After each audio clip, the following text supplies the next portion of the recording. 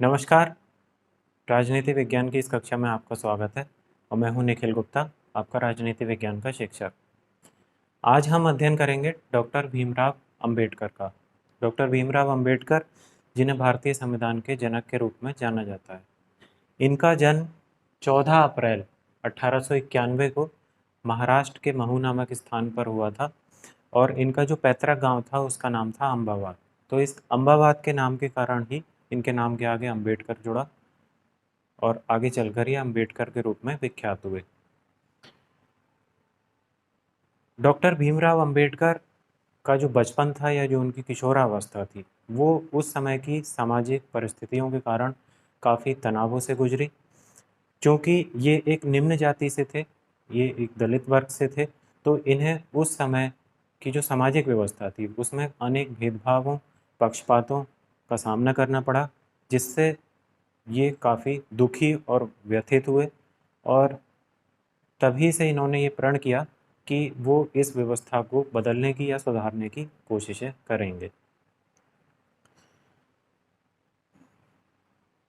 इन्होंने अपनी शिक्षा बड़ौदा के जो महाराज थे उनकी छात्रवृत्ति के परिणाम स्वरूप शुरू की और इन्होंने जो शोध पत्र लिखा था उसका नाम था भारत में जाति। इसके बाद इन्होंने बड़ौदा महाराज के यहाँ सैनिक सचिव के पद पर नौकरी करी। 1920 में इन्होंने मूक नायक पत्रिका प्रकाशित की। उसके बाद बहिष्कृत हितकारिणी सभा की स्थापना भी उन्होंने की। इस सभा की जो स्थापना का उद्देश्य था वो था कि जो अछूत लोग हैं, जो अ, समाज के बहिष्कृत लोग हैं, उनको एकजुट किया जाए और उनके उद्धार के लिए कार्य किया जाए। इसके बाद उन्होंने एक इंडिपेंडेंट लेबर पार्टी का गठन किया। इसके बाद वो संविधान का जो गठन किया गया था उसमें एक प्रारूप समिति थी। प्रारूप समिति का काम ये था कि संविधान का एक बेसिक स्ट्रक्चर तैयार करे। तो प्रारूप समिति के जो अध्यक्ष थे वो डॉक्टर भीमराव अंबेडकर ही थे और इस प्रारूप समिति के अध्यक्ष होने के नाते ही डॉक्टर भीमराव अंबेडकर को भारतीय संविधान का जनक कहा जाता है। जब देश आज़ाद हुआ तो देश के प्रथम कानून मंत्री भी वो बने और जब वो कानून मंत्री थे तब उन्होंने हिंदू कोड बिल का गठन कराया। इसे आगे समझेंगे कि ये क्या था। इसके बाद भाषाई राज्यों पर विचार नामक एक पुस्तक उन्होंने लिखी। इसे भी हम आगे समझेंगे विस्तार से कि ये क्या थी। इसके बाद 14 अक्टूबर 1956 को बौद्ध धर्म उन्होंने स्वीकार किया। क्योंकि वो हिंदू धर्म में जो वर्ण व्यवस्था थी, जाति व्यवस्था थी या कुछ कुप्रथाएं थीं जिसमें अछूत या निम्न वर्ग के लोगों के साथ अमानवीय व्यवहार किया जाता था, इस कारण वो हिंदू धर्म से काफ़ी दुखी हो गए थे। तो अपने जीवन की अंतिम अवस्था में आते आते उन्होंने बौद्ध धर्म को स्वीकार कर लिया। आधुनिक मनु की उपाधि किसे दी जाती है? तो ये डॉक्टर अंबेडकर को दी जाती है। भारतीय संविधान का जनक भी डॉक्टर अंबेडकर को कहा जाता है। एक तथ्यात्मक प्रश्न ये भी बन जाता है डॉक्टर अंबेडकर पे कि भारतीय संविधान का कौन सा अनुच्छेद है जिसके बिना संविधान शून्य हो जाएगा? तो ये अनुच्छेद है अनुच्छेद 32। डॉक्टर अंबेडकर ने ये कहा था कि अनुच्छेद 32 को यदि भारतीय संविधान से हटा दिया जाए तो भारतीय संविधान शून्य हो जाएगा। ठीक, तो ये थी डॉक्टर भीमराव अंबेडकर से संबंधित तथ्यात्मक जानकारी। जो भी तथ्यात्मक परीक्षाएं होती हैं जिसमें ऑब्जेक्टिव प्रश्न पूछे जाते हैं तो वहाँ पर ये तथ्यात्मक जानकारी आपको फ़ायदा पहुँचाएगी। और इसके बाद अब हम आते हैं डॉक्टर भीमराव अंबेडकर के प्रमुख विचार या उनके सिद्धांतों की तरफ। किसी भी कंपटीशन के एग्ज़ाम में दो तरह के प्रश्न बनते हैं, या तो वो ऑब्जेक्टिव रूप में पूछा जाता है या फिर डिस्क्रिप्टिव रूप में। तो अगर कोई भी एग्ज़ाम है, जैसे टीजीटी पीजीटी के एग्ज़ाम है या अब तो नेट जेआरएफ के एग्ज़ाम भी ऑब्जेक्टिव होने लगे हैं, तो वहाँ पर ये आपको तथ्यात्मक जानकारी काम आएगी। इसलिए तथ्यात्मक जानकारी का भी अध्ययन बहुत ज़रूरी है। और साथ ही जब आप कोई रिटन एग्ज़ाम जैसे पीसीएस वगैरह के मेंस हैं या कुछ और हाई लेवल के एग्ज़ाम में अपियर हो रहे हैं, तो वहाँ पर आपसे अवधारणात्मक समझ की भी अपेक्षा की जाती है कि आपको विषय से संबंधित कुछ अवधारणात्मक समझ होनी चाहिए और इस पर भी वस्तुनिष्ठ प्रश्न बनते हैं। तो ये जो विचार हैं, ये सिद्धांत हैं, इनको भी समझना बहुत ज़रूरी है। तो आइए अब समझते हैं डॉक्टर भीमराव अंबेडकर के जो प्रमुख राजनीतिक विचार थे वो क्या थे। सबसे पहला जो उनका विचार था वो वर्ण व्यवस्था का उन्होंने विरोध किया। देखिए, भारतीय समाज की में जो वर्ण व्यवस्था है, वो एक भारतीय समाज का अभिन्न अंग रही है। वर्ण व्यवस्था का निर्माण किया था जो प्रथम प्राचीन भारतीय विचारक रहे हैं, मनु ने। मनु ने वर्ण व्यवस्था का निर्माण किया था और इस वर्ण व्यवस्था के अंतर्गत उन्होंने 4 वर्ण बताए थे। सबसे पहले ब्राह्मण, फिर उसके बाद वैश्य, उसके बाद क्षत्रिय और उसके बाद शूद्र। ठीक, तो ये 4 वर्ण उन्होंने बनाए थे और इन चारों के कार्यों का भी विभाजन किया था। ब्राह्मणों का काम था शिक्षा देना, वैश्यों का काम था व्यापार, क्षत्रियों का काम था रक्षा, सेना में भर्ती होना, और शूद्रों का काम था सफाई या सेवा। शूद्रों का जो इसमें काम वर्ण व्यवस्था में मनु ने बताया था कि वो साफ सफाई का काम करेंगे या सेवा, मतलब ऊपर के जो 3 वर्ण हैं इनकी सेवा का कार्य करेंगे। तो ये मनु की बनाई हुई वर्ण व्यवस्था थी जो भारतीय समाज में सैकड़ों या हजारों वर्ष तक चली। कई प्राचीन भारतीय विचारकों ने या कुछ आधुनिक विचारकों ने भी वर्ण व्यवस्था का समर्थन किया, जैसे महात्मा गांधी ने भी वर्ण व्यवस्था का समर्थन किया। वो इसलिए किया था क्योंकि वो इससे कार्य विभाजन हो जाता है, तो समाज में एक व्यवस्था बन जाती है कि किस व्यक्ति को क्या काम करने हैं। तो जब ये निश्चित हो जाता है कि किस व्यक्ति को क्या काम करने हैं, तो वो समाज एक सुव्यवस्थित रूप से चलता है। तो अगर वर्ण व्यवस्था यहाँ तक सीमित रहती तो किसी को कोई दिक्कत नहीं थी। लेकिन जैसे जैसे समय बीता तो समय के साथ साथ वर्ण व्यवस्था में कुछ विकृतियाँ उत्पन्न हो गई। विकृतियाँ जैसे कि वर्ण व्यवस्था को लोगों ने कार्यों के आधार पर न मानकर पूरी तरह से जन्म पर ही आधारित मान लिया।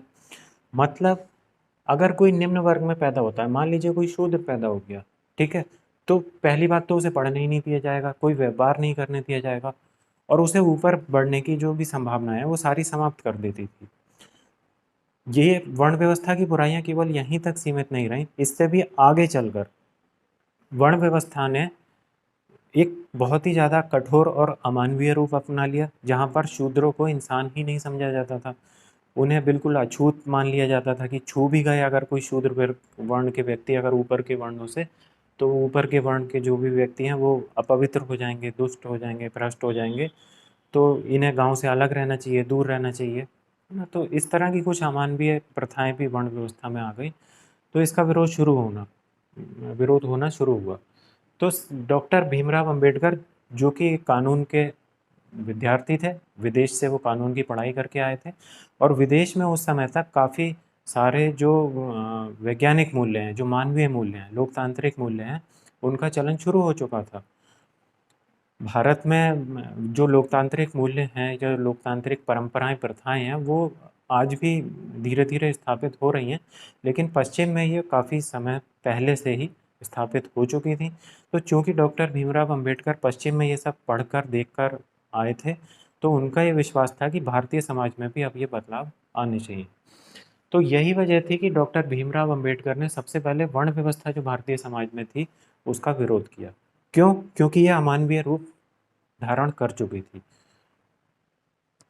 ठीक इसी तरह से डॉक्टर भीमराव अंबेडकर ने जो भारतीय समाज में जाति प्रथा रही है उसका भी विरोध किया।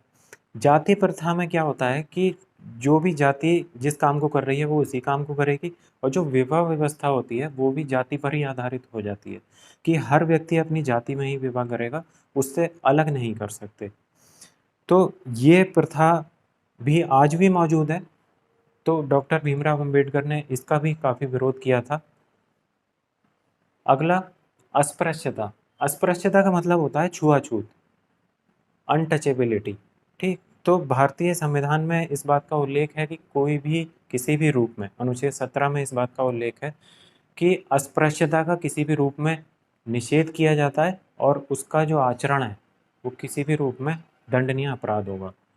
तो छुआछूत का विरोध किया था डॉक्टर अंबेडकर ने और भारतीय संविधान में भी इसकी व्यवस्था की गई है। इसके बाद धर्म संबंधी जो विचार थे डॉक्टर अंबेडकर के, वो ये मानते थे कि जो धर्म है वो लोगों को गुमराह करके रखता है। इस संबंध में डॉक्टर भीमराव अंबेडकर के जो विचार हैं वो मार्क्सवाद से मिलते हैं। कार्ल मार्क्स ने भी धर्म के बारे में कहा था कि धर्म एक अफीम के समान है जिसमें जनता एक तरह के नशे में रहती है और वो किसी भी तरह के बदलाव या उसमें जो व्यवस्था में सुधार होने चाहिए उसकी हिमायत नहीं कर पाती। तो धर्म के संबंध में डॉक्टर अम्बेडकर का विचार था कि धर्म जो है मनुष्यों को एक तरह से नशे में रखता है और लोग अपनी समस्याओं को नहीं जान पाते और धार्मिक रूप से जो कुप्रथाएं या अंधविश्वास वगैरह चल रहे हैं उन्हीं का पालन करते रहते हैं। तो इस नाते डॉक्टर भीमराव अम्बेडकर ने धर्म का भी विरोध किया था।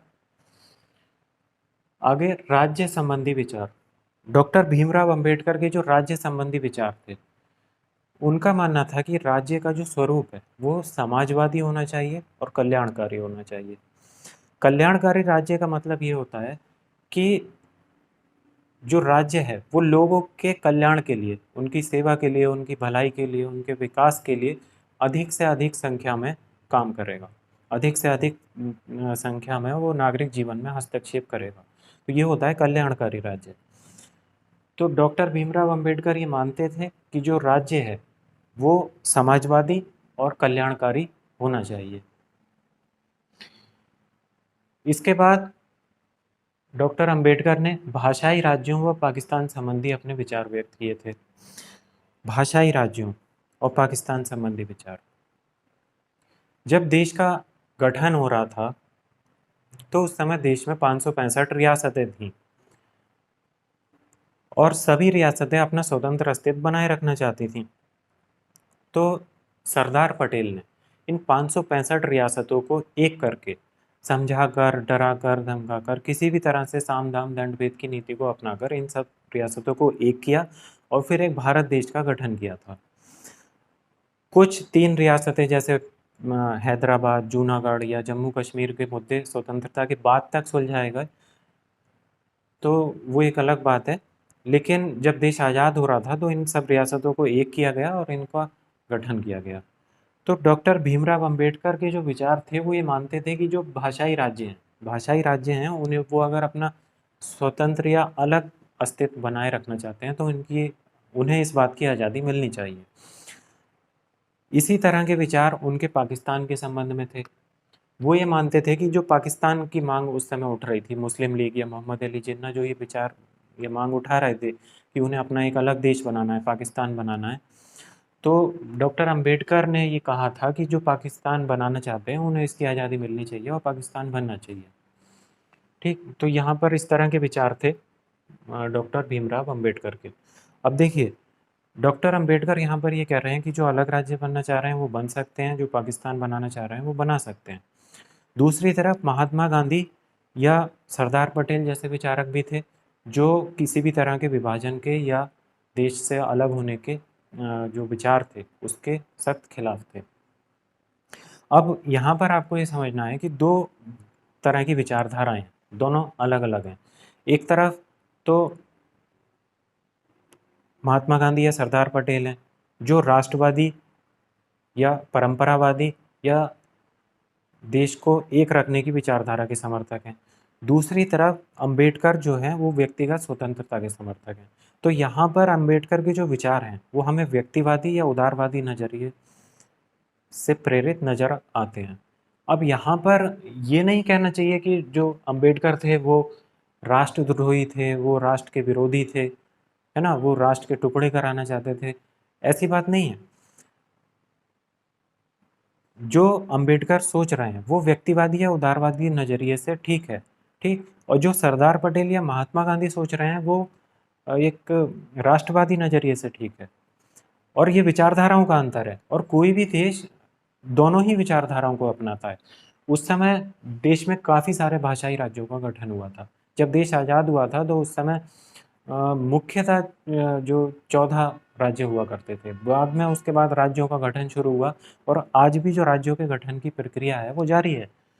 तो भाषाई राज्यों का अगर हम ये बात करें कि भाषाई राज्यों के संबंध में अम्बेडकर ने जो विचार किए थे कि उनका गठन होना चाहिए, तो वो प्रक्रिया आज भी चल रही है, ठीक है। लेकिन अब यहाँ पे सरकार को यही देखना होता है कि जो राज्य बनना चाह रहे हैं वो कितना जायज़ है, उनकी मांग कितनी जायज़ है। क्या प्रशासनिक, सामाजिक, आर्थिक, भौगोलिक दृष्टि से उनका गठन जायज़ है? क्या उनका गठन करने के बाद देश में और उस राज्य में विकास होगा? तो अगर सरकार को लगता है कि सभी तरह से सकारात्मक बदलाव आएंगे तो उस राज्य का गठन कर दिया जाता है, अन्यथा की स्थिति में उसका गठन नहीं किया जाता है। जैसे आज भी भारत में बहुत सारी मांगे हैं जो राज्यों की जा रही हैं, लेकिन सरकार उन राज्यों को गठन नहीं कर रही है। जैसे पाकिस्तान में एक मांग हमेशा उठती है कि पृथक खालिस्तीन बनाना है, महाराष्ट्र के विदर्भ में मांग उठती है कि उन्हें अलग राज्य बनाना है, असम में बोडोलैंड की मांग उठती है, ठीक। नॉर्थ जो बंगाल है या उसके पास पास के इलाके हैं वहाँ नक्सली अपनी मांग करते हैं कि उन्हें अपना एक अलग रेड कॉरिडोर बनाना है।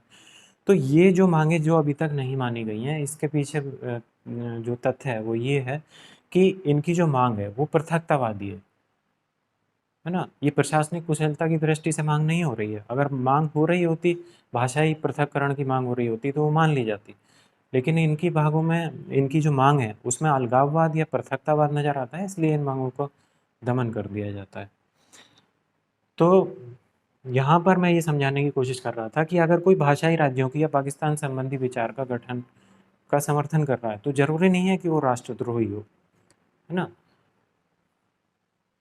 इसके बाद लोकतंत्र संबंधी विचार। डॉक्टर अंबेडकर का ये मानना था कि जो लोकतंत्र है वो एक मौन क्रांति के रूप में आया है। जैसे जब तक लोकतंत्र जहाँ नहीं होता था तो प्राचीन काल में जितने भी देशों में व्यवस्था का परिवर्तन होता था वो क्रांतियों के माध्यम से होता था।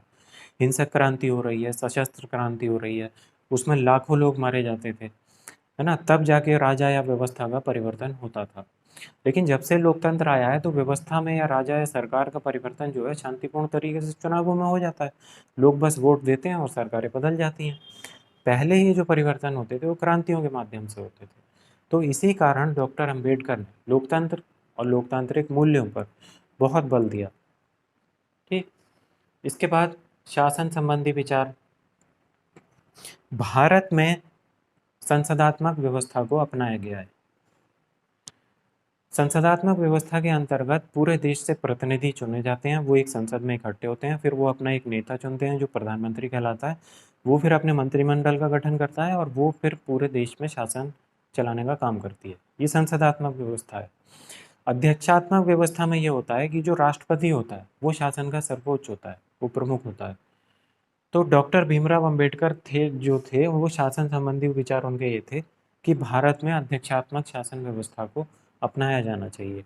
उनका ये मानना था कि जो संसदात्मक व्यवस्था है उसमें कुछ बुराइयां हैं और इसमें बहुमत की जो तानाशाही है वो स्थापित हो जाती है। तो इसलिए राष्ट्रपति शासन की जो व्यवस्था है वो ज़्यादा लोकतांत्रिक है और वो चाहते थे कि भारत में अध्यक्षात्मक शासन प्रणाली लागू हो। इसके बाद उन्होंने एक हिंदू कोड बिल, जब वो कानून मंत्री थे तब उन्होंने एक हिंदू कोड बिल बनाया और उसे लागू किया। जब वो कानून मंत्री थे तो हिंदू कोड बिल को लागू करने में उन्हें संसद से पारित कराने में काफ़ी दिक्कतें आई थी और इस कारण से ही उन्होंने दुखी होकर कानून मंत्री के पद से इस्तीफा दे दिया था। लेकिन उन्हीं के प्रयास थे कि बाद में ये हिंदू कोड बिल लागू हुआ। हिंदू कोड बिल में व्यवस्था ये थी कि जो भारतीय हिंदू समाज में जो लड़कियां हैं, जो महिलाएं हैं, उन्हें भी संपत्ति में यानी कि उत्तराधिकार में बराबर का हकदार माना गया। इससे पहले व्यवस्था ये थी कि जो भी संपत्ति होती थी, पैतृक संपत्ति होती थी, वो लड़कों के पास आती थी या लड़कों से उसके लड़कों के पास। इसमें लड़कियों को या महिलाओं को कोई अधिकार नहीं मिलते थे। तो यहाँ पे डॉक्टर भीमराव अंबेडकर ने स्त्रियों के लिए या महिलाओं के लिए हिंदू कोड बिल को बनाया और उसे लागू करवाया, जिसके लिए जो भारतीय महिलाएं हैं वो डॉक्टर भीमराव अंबेडकर की हमेशा ऋणी रहेंगी। इसके बाद डॉक्टर अंबेडकर के जो विचार थे वो एक व्यवहारिक राजनीतिज्ञ के थे। उन्होंने किसी भी बात को, किसी भी प्रथा को, परंपरा को यूं ही नहीं मान लिया क्योंकि वो सदियों से चली आ रही थी। उन्होंने जो सदियों से चली आ रही प्रथाएं थी, जैसे जो शूद्र थे वो अस्पतालों में नहीं जाते थे, विद्यालयों में नहीं जाते थे, मंदिरों में नहीं जाते थे, है ना, इस तरह की जो प्रथाएं थी उनका घोर विरोध किया क्योंकि यह अमानवीय थी, या लोकतांत्रिक प्रथाएं थी। तो इस कारण से उनका जो तत्कालीन और भी अन्य विचारक थे, जैसे महात्मा गांधी थे या कुछ और विचारक थे, उनसे भी काफ़ी विवाद रहा, वैचारिक मतभेद रहा। तो इस कारण हम कह सकते हैं कि डॉक्टर अंबेडकर जो थे उनके जो विचार थे वो व्यवहारिक थे और इसी कारण उन्हें एक व्यवहारिक राजनीतिज्ञ कहा जाता है। अगला, मार्क्सवाद संबंधी विचार। डॉक्टर भीमराव अंबेडकर मार्क्सवाद के समर्थक थे, वो चाहते थे कि जो मार्क्स ने व्यवस्था बताई थी वो व्यवस्था होनी चाहिए। लेकिन यहाँ पे हमें ये ध्यान रखना है कि डॉक्टर अंबेडकर किसी भी रूप में मार्क्स ने जो क्रांति का रास्ता बताया था उसके समर्थक नहीं थे। वो नहीं चाहते थे कि समाज में क्रांति हो। वो व्यवस्था में तो परिवर्तन चाहते थे, लेकिन वो चाहते थे कि ये जो व्यवस्था में परिवर्तन आएगा ये लोकतांत्रिक तरीके से आएगा, चुनावों के माध्यम से आएगा, चरणबद्ध तरीके से आएगा, क्रमबद्ध तरीके से आएगा। इसके लिए लड़ाई लड़ने की, क्रांति की या हिंसा की ज़रूरत नहीं है। ठीक, तो ये थे डॉक्टर भीमराव अंबेडकर के प्रमुख राजनीतिक विचार या सिद्धांत। आइए अब हम जानते हैं उनकी प्रमुख पुस्तकों के बारे में। तो उनकी जो प्रमुख पुस्तकें हैं वो है रुपए की समस्या, उद्भव एवं समाधान। ये असल में उनकी एक पुस्तक ना होकर के उनका एक शोध ग्रंथ था। उन्होंने 2 शोध पत्र लिखे थे। एक तो था रुपए की समस्या, उद्भव एवं समाधान, दूसरा था भारत में जाति। तो 2 शोध पत्र उन्होंने लिखे थे। इसके बाद जो उन्होंने पुस्तकें लिखी थी वो थी संघ बनाम स्वतंत्रता, पाकिस्तान पर विचार, कांग्रेस तथा गांधी ने अछूतों के लिए क्या किया, शूद्र कौन थे, भगवान बुद्ध और उनका धर्म। तो इस तरह से आज हमने जाना डॉक्टर भीमराव अंबेडकर को। सबसे पहले उनके बारे में कुछ तथ्यात्मक जानकारी, फिर उनके जो विचार हैं अवधारणात्मक जानकारी, और फिर उनकी ये जो कुछ पुस्तकें हैं। यदि आप मेरे द्वारा बनाए गए राजनीतिक विचारकों पर पुराने वीडियो देखना चाहते हैं तो उनके लिंक डिस्क्रिप्शन बॉक्स में नीचे अवेलेबल हैं। आप उन पर क्लिक करके उन्हें देख सकते हैं। इस वीडियो में इतना ही, शेष अगले वीडियो में। तब तक के लिए जय हिंद, वंदे मातरम।